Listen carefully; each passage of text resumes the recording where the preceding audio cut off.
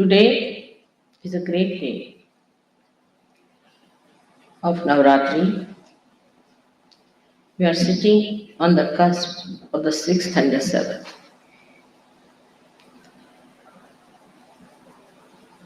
Sixth and the 7th is the day when Mahasaraswati finished her work and the incarnation of the Shakti itself started. So at 12 o'clock today, the Devi takes the Shakti upon herself. Of course, as you know, that Mahakali and Mahasaraswati both are the powers of Sri Sadashiva. Adishakti first formed herself into Mahakali, which is the power of desire. But all these powers are nothing but the power of God's love.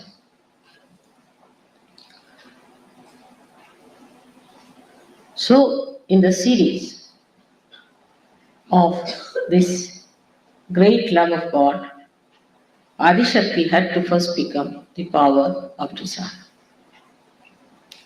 In the same way, Sahajyogis who are bestowed with this power of love have to have full desire in their heart.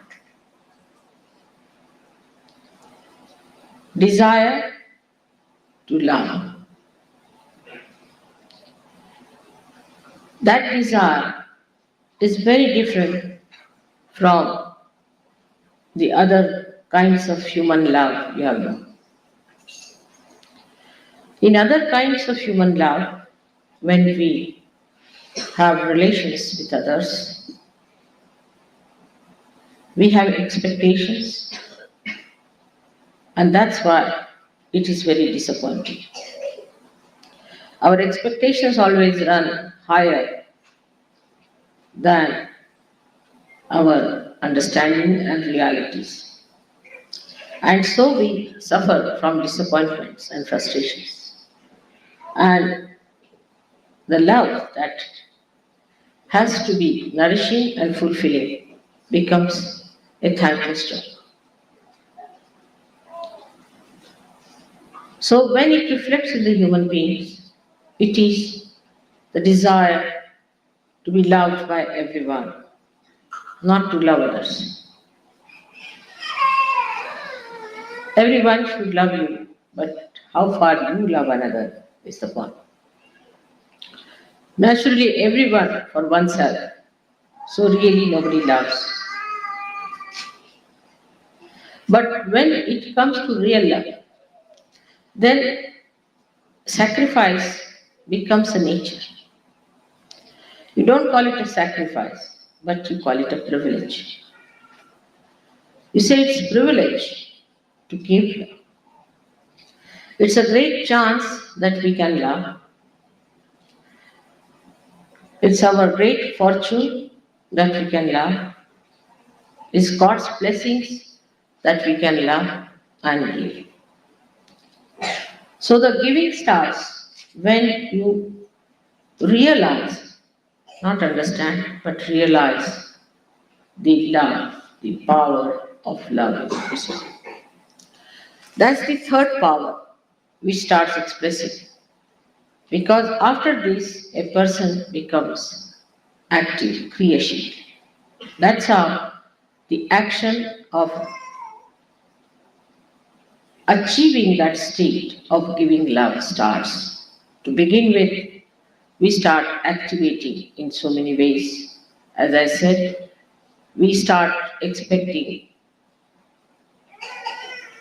and thinking that we are loving others. We act for that. In that madness that others should love us, others should respect us, others should think we are great, they should recognize us. we start loving something else which is not so important. So we go on first to money. Money becomes a very important. We think that if you have money, people will love us. You become very powerful as money. Money people, as rich people. So we start accumulating money. We start loving the money. But money is not the truth. We don't love the truth. When we start loving the money, we start thinking about problems of money. Such people can become miserly to such an extent that even towards God they become miserly. They never have money actually. Because if you cannot spend your money, you have no money. If it is not available, what's the use of having all the money? That's how they have problems. Because they love money and not the God Almighty. They're worried about money, but not about the truth. Then with that, they go to a second thing. It's the power. They want to have the power. They want to become presidents, uh, ministers, and bureaucrats and all that. They want to have the power. They think by having great power, people will respect them and love them. But they get drowned in fear. What they get is fear. All the time, they have fear. Also, many people have fear. That's why in the Bible it is said that wages of sin is fear. What is sin? Sin is not to love the truth, is the sin. When you don't love the truth, then it is sin. So when you start getting worried about your positions, like the president feels that he'll lose his job, the vice president thinks that he'll be sacked, the prime minister thinks he may not be elected, the bureaucrats think they will lose their jobs, they won't get promotions or something. There will be problem. All these people are suffering from terrible sense of fear. They have no freedom of any kind. And in that category, people just go down so much with fear that even worse than people with money.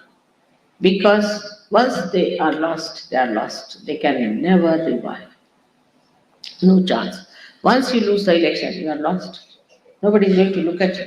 I have known people who have been at a very high position, and once they lose that position, nobody looks at them. They just walk like straight. Otherwise, there will be at least 100 cars to receive them.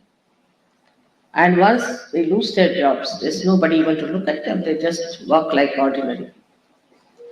Even seeing all these things happen, this truth just coming before them so clearly, they do not keep to that truth. They do not realize that truth. They do not have that realization within them. They understand for a while and they go after it. Then, when the person dies, they see a moneyed man, a rich man is forgotten. Nobody is bothered about them. Who was the rich man? On the contrary, the people, the prime ministers, and all those high ranking people, when they die, immediately books start coming out about their private life, their all the dirty things they did, and all the horrible things they did, and what sort of a life they led.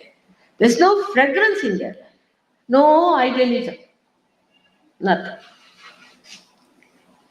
Because responsibility that they have to the public and to themselves, they have not understood it. And they made a mess of their private life. That's why this kind of a reaction comes after that. The other day I was reading an interview with a very well-known actor. He's a born realized fellow, I know, but he's gone down completely. He says, I think, what's the harm in drinking? What's the harm in gambling? What's the harm in smoking? Because after all, I'm going to die. And then who is going to bother? Supposing I get cancer, so what? In any case, I'm going to die. So why not enjoy these pleasures of life? But what about death? You continue. Then all that you've been doing will come out. And people will not like to have your photograph in the household. Children will spit at you. What about that?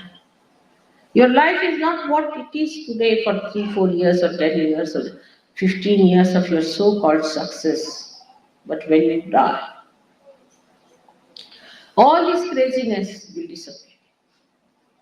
And people will come out with truth about it. That is how this power to be popular finishes. This cheap popularity, this cheap type of treatment towards yourself gives you a personality that will not be worshipped, that will not be accepted. Nobody will go to buy something great. For some time it will continue. But in totality, such a person has given nothing to humanity. That's how the power of Saraswati works. People go into action for achieving results of getting into power. But it should act to discover the truth. Saraswati should give you the lead to find out the truth. That when you act in those funny places and streets, you discover this is not the path. We have missed it. The path is somewhere else. We've lost it. Let us find out the real path because this doesn't give joy. This one can learn from others, from history, from so many other things, and from your own parents, from your society, and from yourself, and from your children also. If you want to learn, that is the quality of Saraswati Pujaris, that they take to Jnana, they take to reality. Vedas, in the beginning of the Vedas, it said that if by reading these 4 Vedas, if you do not get the Veda, Veda is the knowledge on your nerves, means realization. There is no use reading these Vedas. So the Saraswati's first step is that through the reading, through the process of Saraswati's manifestation, you must reach a point to understand that this is a rat race and we have to get up. We have to stand up. When that happens, then the Mahalakshmi Tattva starts working in you. That is the third Tattva, which starts working.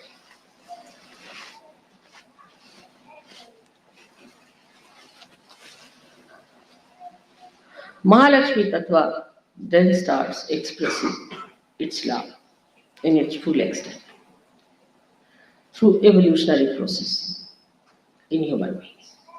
He starts evolving simultaneously. He sees on both the sides what's happening like a witness and he uses his Mahalakshmi. In the first part of the Mahalakshmi power, he starts getting out of the common rut of the family bondages and the other human bondages of power, money, lust. And he starts moving on a higher plane. He gives us a new idea of popularity by establishing the truth. Because through Mahalakshmi power, you discover the truth on your central nervous system, and ultimately it is the light of an enlightened brain.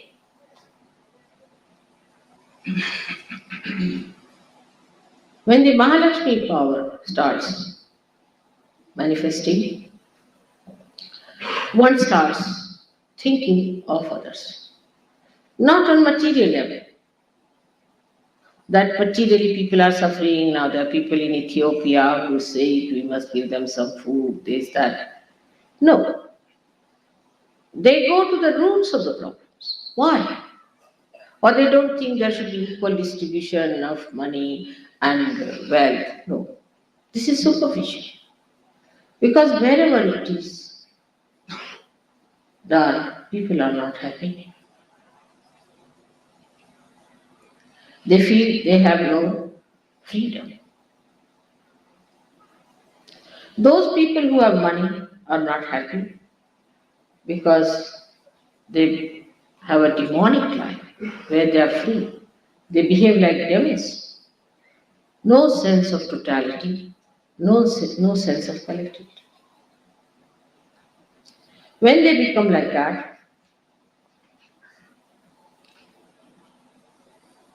they even do not realize that they have become demonic. Everything becomes like a big martyr. They fight for lands, they fight for nations, they fight for rights, and they do all kinds of horrible things. Start destroying people, uh, human beings. All the turmoil of today is the effect of mostly in the West and also all the Arabic countries, I would say, is of the right side. And in the East, it is of the left side. The turmoil is. It's very surprising that where it's very contrasting also. It's a funny dilemma for me. Not, I can't understand it sometimes. That where they are so particular about the chastity,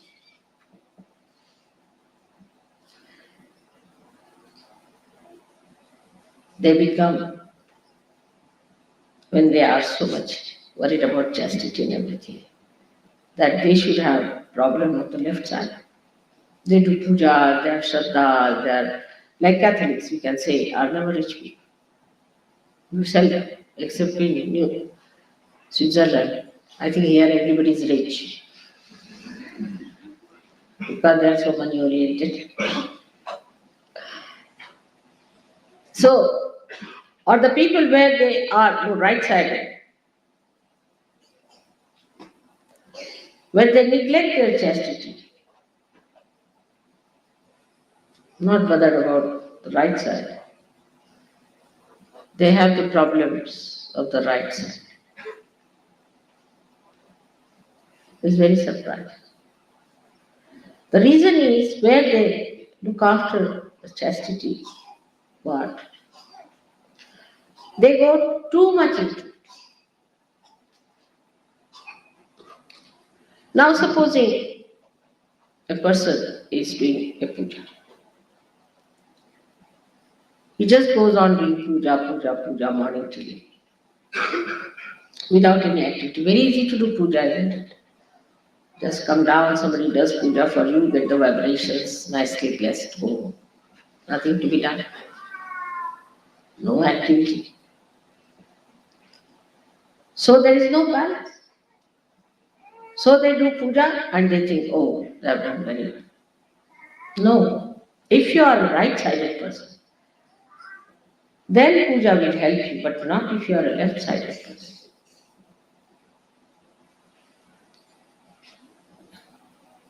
Puja does help. Of course, my puja will help. no doubt, in both the sides, because I am neither left nor right, nor anywhere.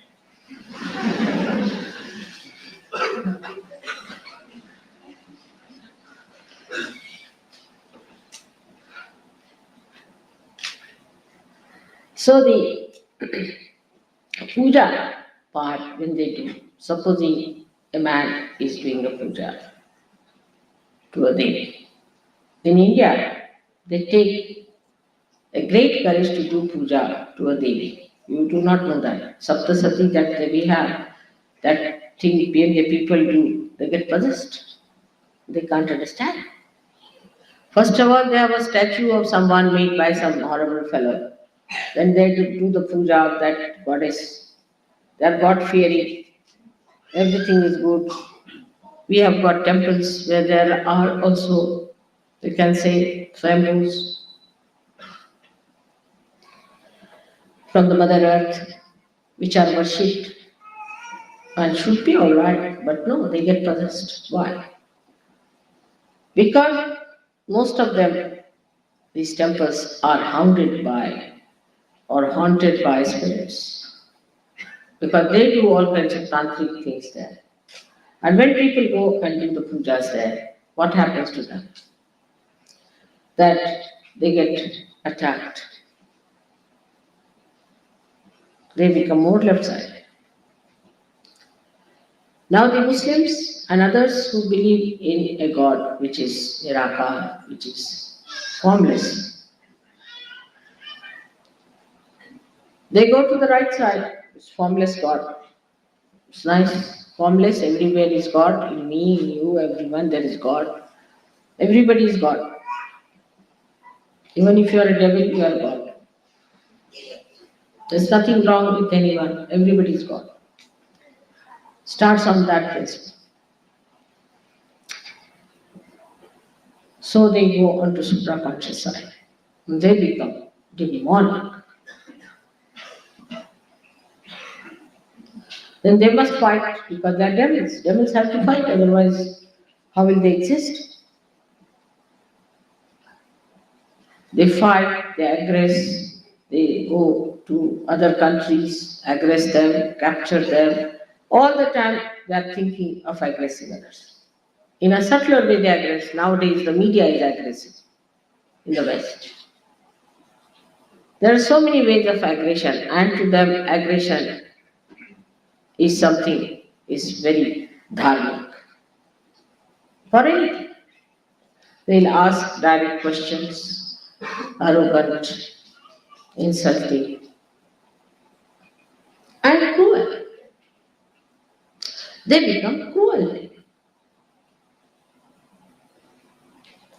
That's how the turmoil starts when we start using the power of Saraswati in a wrong way or the power of Mahakali in the wrong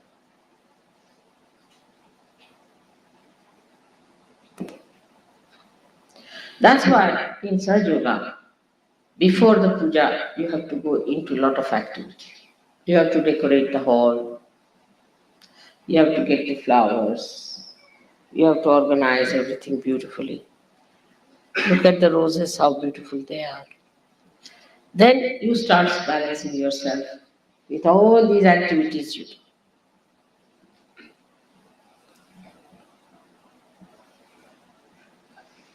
And then you sit down for puja. That's like in the daytime you work, in the night you sleep. To rest, to get the place, you must be active. Like they have to climb Himalayas to achieve meditation.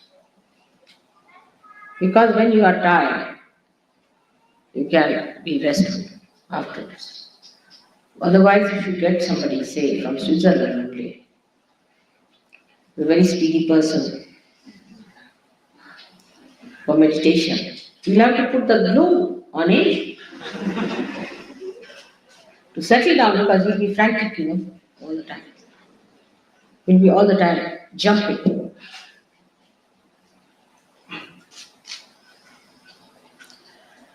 So the activity has to come before the puja. The balance has to be established. So the ladies have to find out the saris and the blouses and this and that. And they have to worry about putting your flowers, arranging things, this, that. A lot of activities. You have to travel. For English, it was necessary to travel all the way from England to arrange their money and rooms and everything to come here. To go to futuristic side to think what they are going to pay, how they are going to pay back their loans. All this futuristic planning they have to do before they come to Switzerland. Switzerland being the most active place, it's better to have the puja here, so they are not so much active. That's how the Devi arranges everything. So the ascent starts evolving. In that, the play of the Devi is the Navaratri in your ascent. From ages, Navaratri, that's why, is the most important puja. In Sahaja, Navaratri is the most important puja. Though we can say modern Sahaja, Sahasrardi is because that's how you started getting your realization. But if you go to the whole historical events of evolution, you'll find Navaratri is the one which has brought you to Sahasrara. Without the help of the Devi at different stages of your ascent, you could not have been in a position to receive your realization. So all the steps that you took in the past are today worshipped and are used for thanking the Devi for what she did to bring you down. So it's like a thanksgiving. Without her work, nothing could have happened. So when we read about the Devi, about her incarnations, how she came on this earth to save her bhaktas, people who are trying to ascend to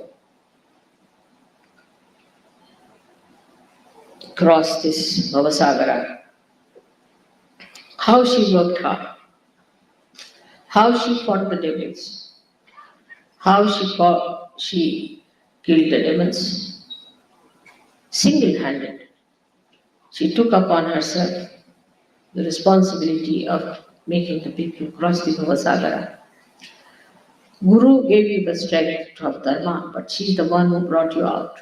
Even those who were dharmic could not do it because of the demonic pressure. She's the one who fought single-handed with her powers of destruction. In her love for you, she fought. She brought you to this land.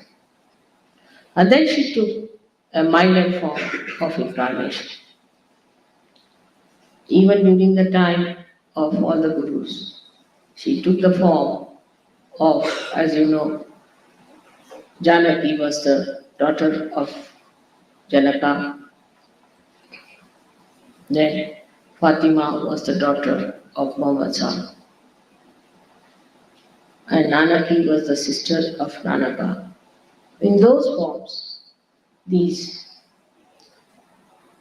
powers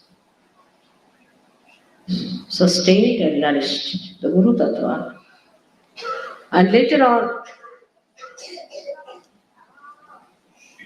or sometimes simultaneously, they incarnated in milder forms to help human beings to rise. So today is the day of thanksgiving. As Guru Puja is a day of thanksgiving to your Guru, the one who has counseled you, the one who has told you about the truth, the one who has taught you the truth and has given you realization. And the Devi Puja is a thanksgiving where single-handed, just like a very loving mother, under her sari, she protected you, fought for you, fought with every enemy that is around. Every sword of problems that existed and ultimately brought you to Sahasrara level and then gave you realization. It's a real thanksgiving to the mother. So we can say Navaratri is like a Mother's Day, where you give thanksgiving to her, which was just relentless, continuous working for her children. Motherhood is much more important than the guruhood, because guru is the one who trains you, makes you efficient, but the mother forgives you, she loves you. She sustains you and she teaches you how to love.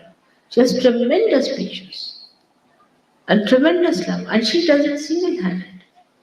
She doesn't expect anything from you. Absolutely selfless.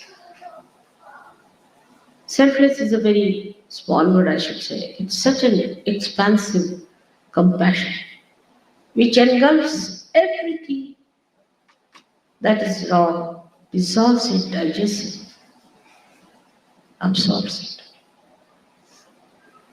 So it's a very great day, Navaratri is, for all the surgeries. Because then she took her form as Sita, as the power of Sri Rama, silent, potential, suffering. How much she suffered? How much she suffered? Then she took the form of Radha. Then she came as five powers of Saraswati, as the five wives of Sri Krishna.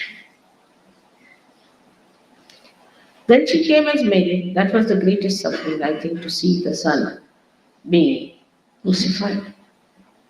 The suffering, silent, patient suffering, she had to go through it. All that drama to be seen was too much. She went through all that because you all had to cross your Agya. She had to sacrifice her child. It's easy for a father to do that, very difficult for a mother. Now you are all mothers, so many of you, you will know what it is to have a child and how one feels about it.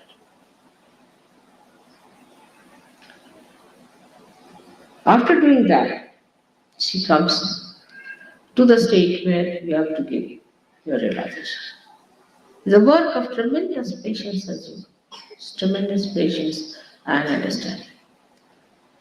Human beings, as the time advanced, have evolved, put out for realization, but also evolved into very funny, stupid, crooked, nonsensical ways. It's impossible to understand how they go about with their stupid ideas and how troublesome they can be. They can be very crooked, funny, troublesome, to such an extent that sometimes even it is difficult to forgive. Despite that, so many of you are here today in Europe, in the land of the Guru. Here I find who have got realization. So the mother's pride, mother's joy knows no bounds, no doubt about it. It's such a great thing to see her children sitting here to receive all the powers from her.